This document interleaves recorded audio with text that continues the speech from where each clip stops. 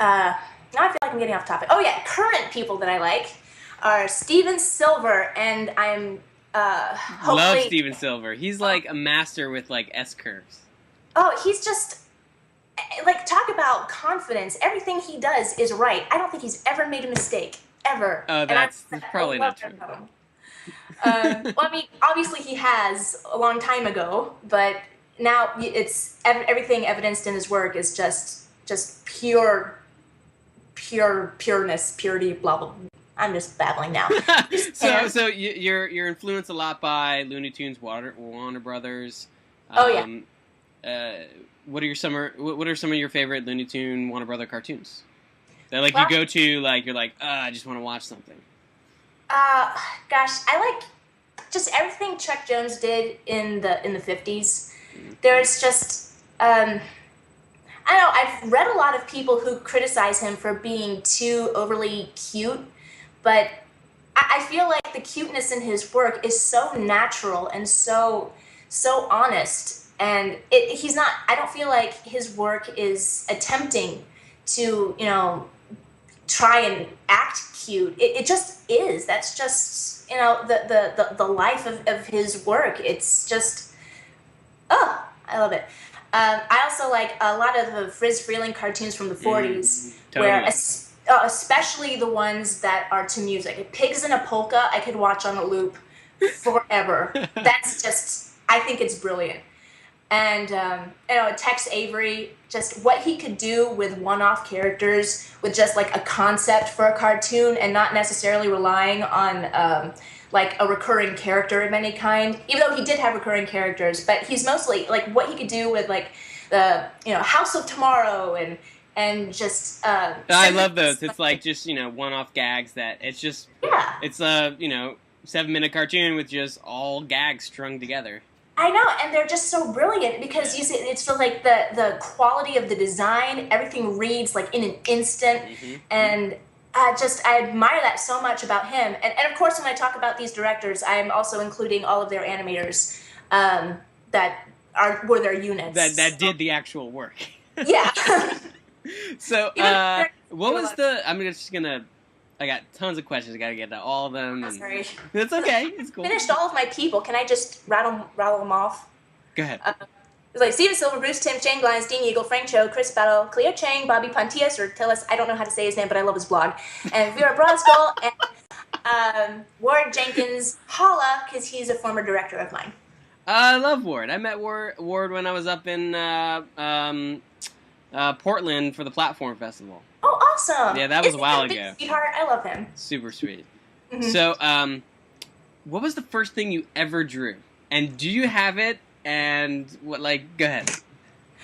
Oh, well, I don't have the original, but I did a facsimile. It's a flamingo with sunglasses, and you can see that it's a 2 and a 4. Oh. And this is what I teach little kids to draw whenever they say, "I want to draw something." Like I show this to my niece, and there's other things. Like in the 5th grade, I drew like this frog with glitter that I tried to sell for 5 cents. Like I would cut it out, and I didn't make any money, but I was trying to create a brand in the 5th grade. Actually, The like when I sparkly started, frog brand. yeah. Well, actually, I really loved Lisa Frank. I don't know. You're a boy, so you might not know. No, You know? I knew Lisa Frank. Okay. I had a Trapper Keeper, and all my little girlfriends would stick their Lisa Frank stickers on it. But she had an amazing look that was really appealing. I mean, today I kind of look at it and I think it's a little psychotic looking, but Well, I think it was the colors. it was the colors, like crazy psychedelic colors, but just like unicorns and cats dressed as Cleopatra. And I was like, that's what I want. I want to be able to draw cats dressed as Cleopatra and have people buy it. So, I have another user question here from Okay. Male PD. Asked, do you listen to music while you make art or animation? And if so, what type of music and any specific songs and or artists? Oh my God, yeah. Lately, I've been when I'm at home, and I've been unemployed for the last couple weeks on a break from where I'm freelancing right now, and I've just been, sitting here at at my desk and watching all of these movies and TV shows that I've been wanting to see, and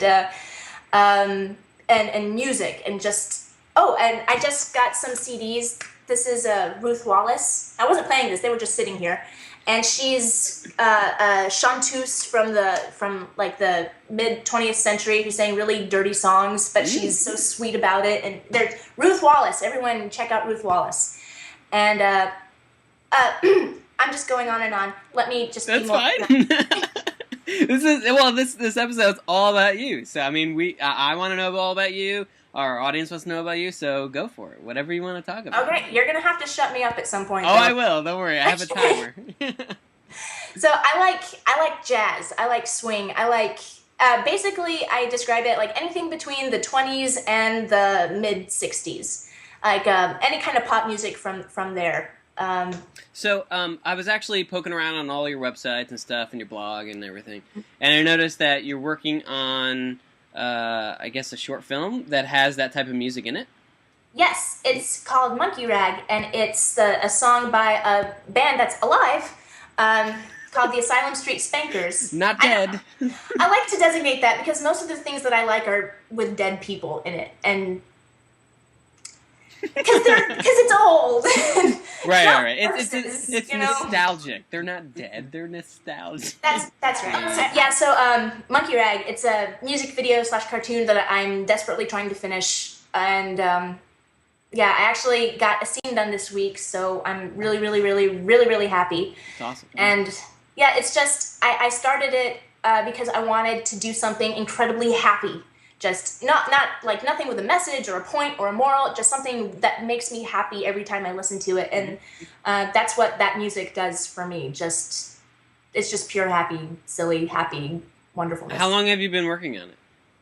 Well, I did the original Boardomatic in 2009, so it's been a while. Okay. I think I bit off. So what's your goal? What's your goals for that film, and what's your overall goals as an artist? You know, do you want to be known as a director, animator? Do you want to be known as someone that posts doodles and illustrations online? Like, what are some of your goals?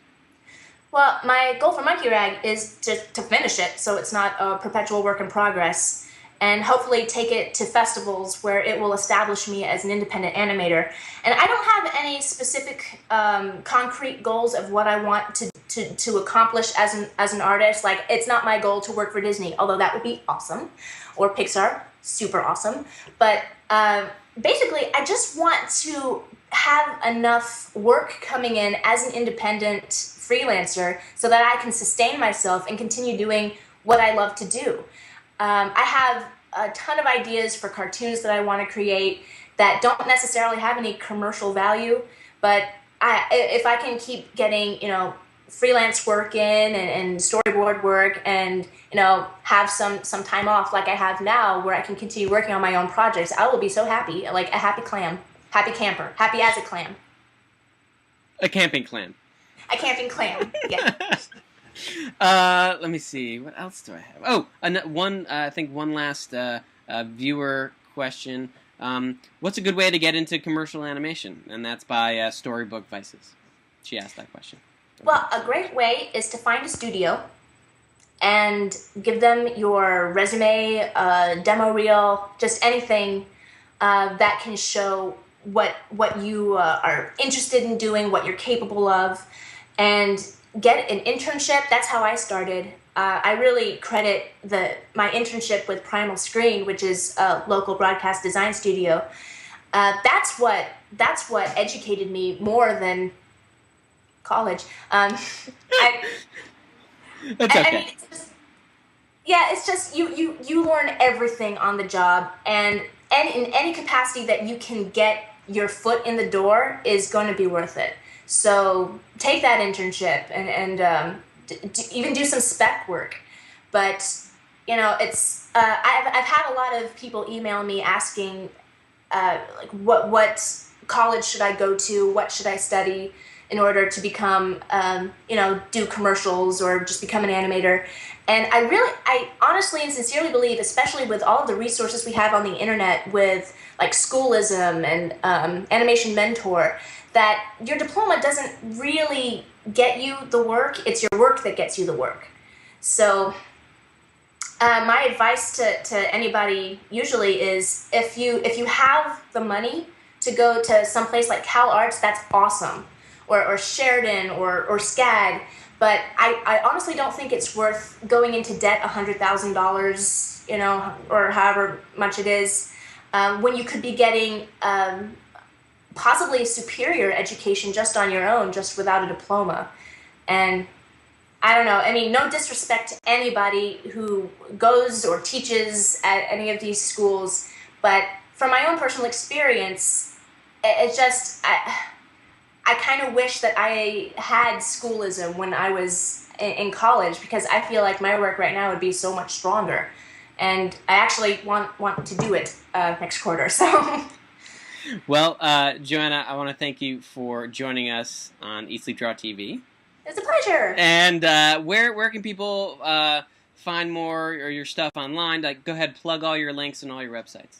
Oh, cupojo.net is my portfolio site, and that's cupojo.net. I like puns. Sorry. My blog, where I consistently update stuff, is jothezette.blogspot.com, and that's jothezette.blogspot.com. I just like complicated names, I guess. And that's about it. Again, like to what I said in the beginning, I'm kind of behind on all the social media stuff. That's like, as long as you have a website and a blog, I think you'll be okay. I know, it's just I get exhausted, updating like LinkedIn and Facebook and my blog and everything. It's like I can't add more, but I probably should. So. All right. Well, thanks a lot, and we'll see you. Well, thank you so much for having me. Thank you.